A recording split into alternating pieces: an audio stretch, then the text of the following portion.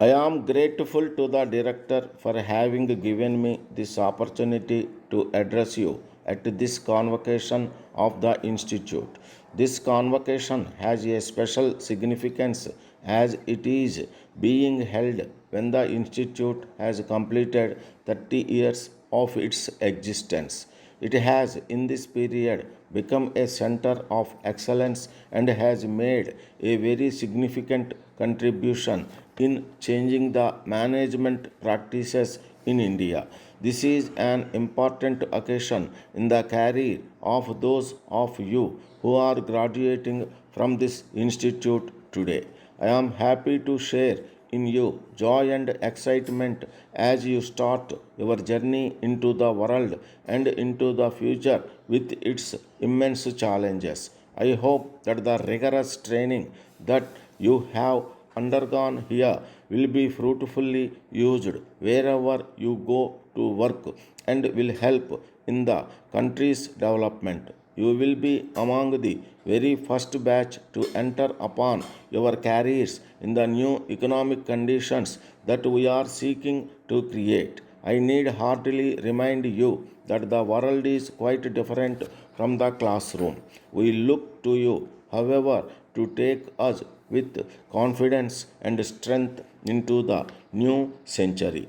In spite of the fact that there should be changes in the practices of management with the changing economic scene, we should not forget at the same time that the methods that we adopt would have to conform to our traditions and culture. They must be adapted to take into consideration the characteristics of our trade and industry and above all our society. There must be no mechanical application, and we must remember that we too have had a long and ancient tradition of economic inquiry, trade, and enterprise. We must make use of our strengths suitably modified to fit into present circumstances so that our modern management theories are compatible with our conditions and our genius. When we are able to create our own brand of management best suited to our needs, we will succeed in rising Indian industry more rapidly to the same league as that of major industrialized countries of the world. In the initial stages of our development, we relied more on planned growth with the intention of building up a strong infrastructural base for our industry and rapid expansion of core sectors. This policy did help in giving India large and varied industrial base, a skilled labor force, and a vast army of scientists, managers, and technocrats. But our institutions, which were built to solve problems, became problems in themselves.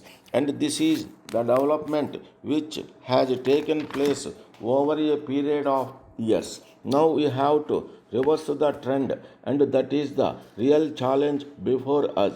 Let me say clearly that our objectives remain as they were when we set out to build an independent India. The policies that we adopted since our independence must be reviewed to give effect to our new thinking and a new objective. In this regard, within a short time, we have removed controls on economic activity and opened up our economy substantially. The pace of the reform had therefore been affected by the necessity to bring about stability.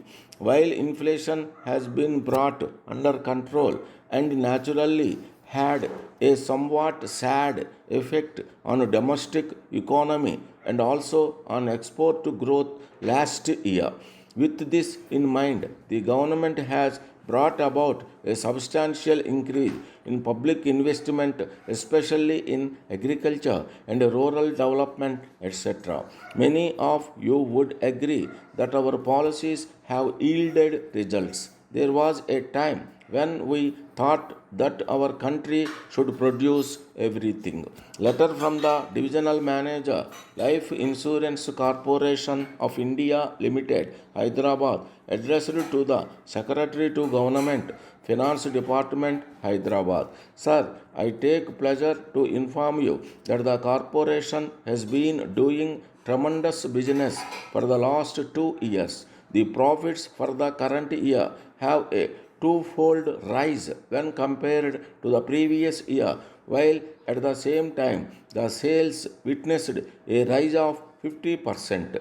This high performance prompted us to look for a number of new schemes which will be introduced in the second half of the next year. The tragedy that struck in one of the states of the country is immense, and the loss suffered cannot be compensated at any cost. No doubt, assistance in various forms is being received not only from every part of the country but of the globe. Still, the amount is not enough to provide relief to the victims.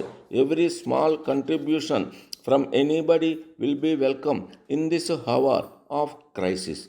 I am very glad to mention in this context that the employees of the corporation too are moved and have extended their helping hand by donating a day's salary to the Chief Minister's Relief Fund.